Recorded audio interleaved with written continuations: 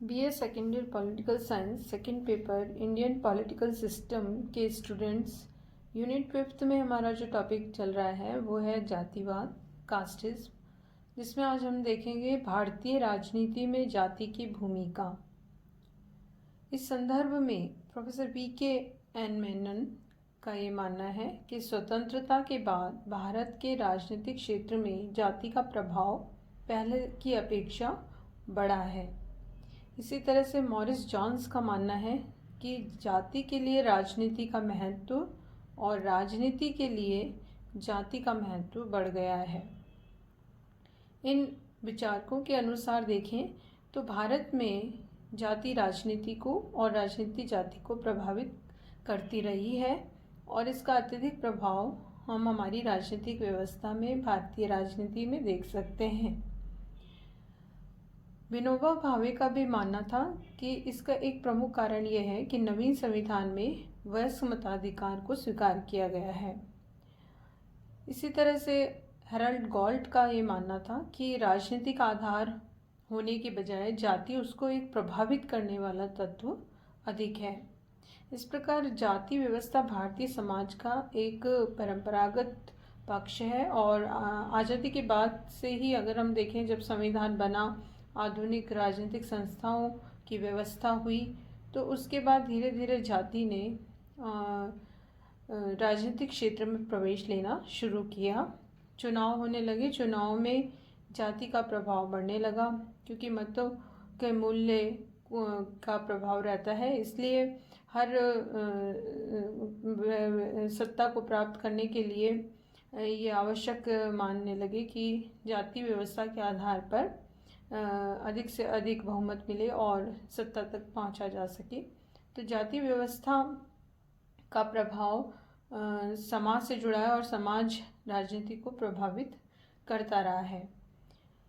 जाति व्यवस्था इस बात को प्रकट करती है कि इसकी भूमिका राजनीति में अत्यधिक महत्वपूर्ण हो गई है। भारतीय राजनीति में जाति की भूमिका किस प्रकार है, इसको हम कुछ पॉइंट्स के आधार पर भी एक्सप्लेन कर सकते हैं। जैसे कि अगर हम देखें तो निर्णय प्रक्रिया में जो भी डिसीजंस लिए जाते हैं, चाहे स्टेट लेवल की गवर्नमेंट हो या सेंट्रल लेवल की गवर्नमेंट हो, तो निर्णय प्रक्रिया में जातियां संगठित होकर राजनीतिक और प्रशासनिक निर्णयों को प्रभावित करती हैं और ये कोशिश करती हैं कि जो उनके जातिगत हित हैं उसके लिए वो सरकार पर दबाव डालें और उसके अनुसार उन हितों की पूर्ति करा सके और उस तरह के निर्णय सरकार कर सके। तो इस तरह के जो प्रभाव है वो हम देख सकते हैं। दूसरा, राजनीतिक दलों में जातिगत आधार पर निर्णय करने का भी जो स्थिति है वो स्पष्ट की जा सकती है। सभी राजनीतिक दल अपने प्रत्याशियों का चयन करते समय जातिगत आधार पर निर्णय लेते हैं और ले सकते हैं और प्रत्येक दल किसी भी चुनाव क्षेत्र में प्रत्याशी को मनोनीत करते समय भी इस प्रकार का ध्यान रख सकता है। विभिन्न राज्य जैसे आंध्र प्रदेश, तेलंगाना, कर्नाटक, महाराष्ट्र, राजस्थान में भी हम ये देख सकते हैं कि जातिगत आधार पर कई बार चयन करने की प्रक्रिया की गई और पिछले वर्षों में हम इस तरह के कुछ उदाहरणों के आधार पर इसको स्पष्ट कर सकते हैं। राजनीतिक दलों के द्वारा इस तरह के व्यवहार को अपनाया जाता रहा है और इस संदर्भ में यदि हम देखें तो जो राजनीतिक दल हैं वो जातिगत जो भावनाएं हैं, हित हैं, उनका ध्यान रखने का भी प्रयास करते हैं।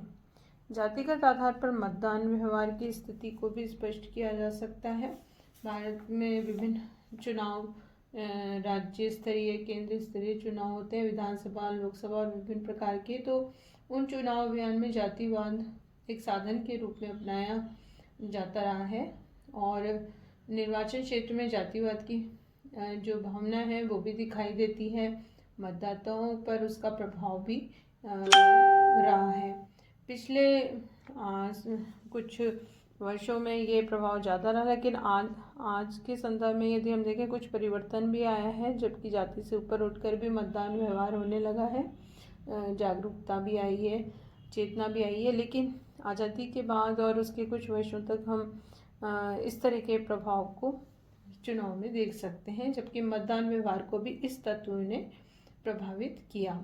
11वीं, 12वीं, 13वीं, 14वीं, 15वीं, 16वें लोकसभा चुनाव में भी यदि हम देखें तो उत्तर प्रदेश और बिहार जैसे राज्यों में ये जाति के तत्व ने निर्वाचनों में अहम भूमिका, प्रभावशाली भूमिका अदा की। इसलिए आज के संदर्भ में भी ये कुछ ऐसे राज्य हैं जहाँ ये जातिगत प्रभाव देखने को मिलता है। फिर मंत्रिमंडल निर्माण में भी जातिगत प्रतिनिधित्व को ध्यान में कई बार रखा जाता है। अब कोशिश की जाती है कि हर जातिगत आधार पर जो प्रतिनिधि है उसको स्थान मिल सके। हालांकि इसमें योग्यता प्रमुख होती है, लेकिन सभी का प्रतिनिधित्व हो, ये भी सभी की भावनाओं को ध्यान में रख के कार्य किया जाता है। और इसके आधार पर विभिन्न स्थितियां हम अलग अलग स्थानीय और केंद्रीय स्तर पर देख सकते हैं।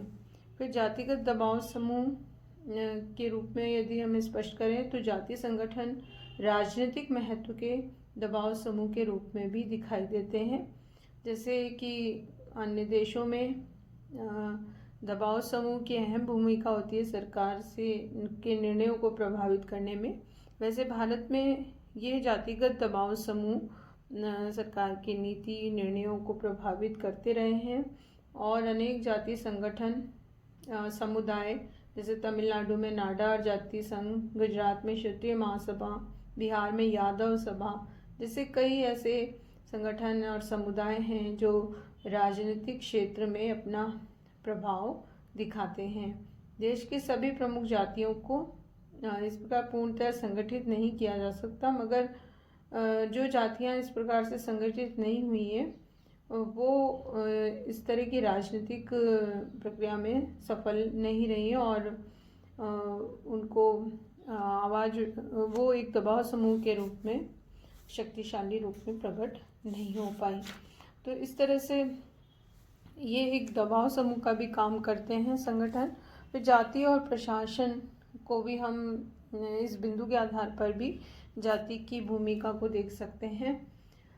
लोकसभा विधानसभाओं के लिए जातिगत आधार पर जो चुनाव व्यवस्था है उसके द्वारा इसको देखा जा सकता है। साथ ही प्रशासनिक व्यवस्था को भी जातिगत समूह प्रभावित करते रहे हैं। भारत में स्थानीय स्तर के प्रशासनिक अधिकारी निर्णय लेते समय ये ध्यान रखते हैं कि सभी जो जाति हैं उनको उनके हितों को पूर्ण किया जा सके, उनके हित टकराए नहीं।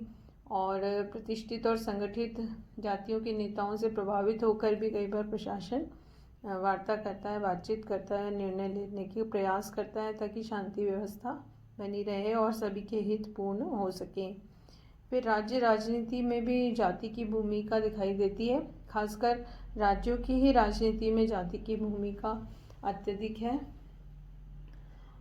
इसमें अगर हम कुछ राज्यों के नाम लें, जैसे बिहार, उत्तर प्रदेश, केरल, तमिलनाडु, आंध्र प्रदेश, तेलंगाना, महाराष्ट्र, हरियाणा इत्यादि राज्यों में ये उदाहरण देखने को मिलते हैं।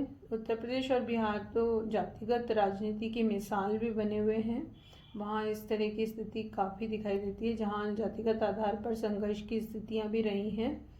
और महाराष्ट्र में भी अगर हम देखें तो वहाँ की राजनीति में मराठा, ब्राह्मण, महारों में प्रतिस्पर्धा रही। आंध्र प्रदेश में तेलंगाना की राजनीति में कामा और रेड्डी जातियों का संघर्ष रहा है।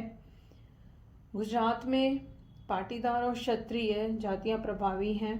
तो इस तरह से अगर हम देखें विभिन्न राज्य, जैसे केरल में भी हिंदू, ईसाई, मुस्लिम आधार पर समुदायों के इर्द गिर्द राजनीति घूमती है। तो ये जातिगत जो व्यवस्था है वो राज्यों की राजनीति में बहुत प्रभाव डालती रही है। अभी भी हम इसका प्रभाव देख सकते हैं। और भारत के बहुत बड़े भाग में राज्यों की राजनीति जातियों की राजनीति के समान लगने लगी है। तो संविधान के अंतर्गत भी कुछ व्यवस्था की गई है इस तरह के जातिगत आधार पर सभी जातियों को प्रतिनिधित्व प्राप्त हो सके, उनको उनके हितों की पूर्ति हो सके। भारत में राज्य राजनीति के अगर हम अध्ययन को देखें तो तमिलनाडु, महाराष्ट्र, गुजरात, आंध्र प्रदेश, तेलंगाना और कर्नाटक और बिहार में ये प्रभाव बहुत अधिक देखने को मिलता है। तमिलनाडु में ब्राह्मण और दलित जातियों के बीच गंभीर संघर्ष रहा और इसके साथ ही अगर हम महाराष्ट्र में देखें तो वहाँ भी स्थिति इसी प्रकार की रही। वहाँ पे जातियाँ रही मराठा और ब्राह्मणों के बीच में। गुजरात, आंध्र प्रदेश, तेलंगाना और कर्नाटक जातिवाद का तीसरा प्रतिनिधि रूप प्रस्तुत करता है और बिहार में भी ब्राह्मण, क्षत्रिय, वैश्य, कायस्थ जातियाँ अत्यधिक राजनीतिक शक्ति और सामाजिक शक्ति की धारक बनी। तो इस तरह से विभिन्न राज्यों में जाति की भूमिका का प्रभाव स्पष्ट रूप से विभिन्न चुनावों के समय में देखा जा सकता है। स्वतंत्रता पश्चात से ही हम केंद्र की तुलना में राज्यों की राजनीति में ये जातिगत प्रभाव अधिक देखने को देख सकते हैं।